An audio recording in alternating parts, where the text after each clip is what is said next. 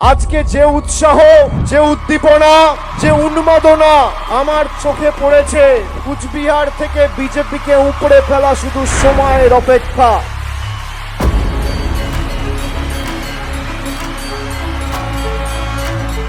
সমাজের সর্বস্তরের মানুষের যে আশীর্বাদ, ভালোবাসা শুধুমাত্র সভাস্থল নয়, রাস্তায় যেভাবে মানুষ আশীর্বাদ, কৃতজ্ঞতায় আমাকে আবদ্ধ করেছে, আমি এই মাটির কাছে, এই জেলার কাছে চিরঋণী।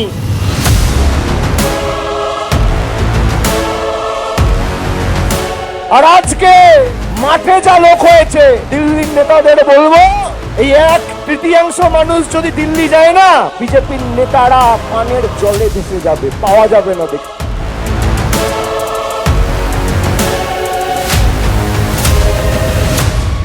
আমি 10 জন মানুষকে আপনাদের সামনে উপস্থিত করব।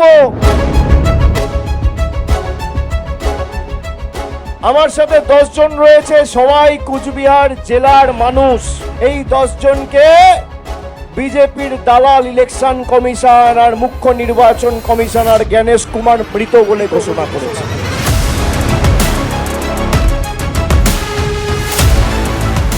রক্ত গরম হয় এসব দেখে।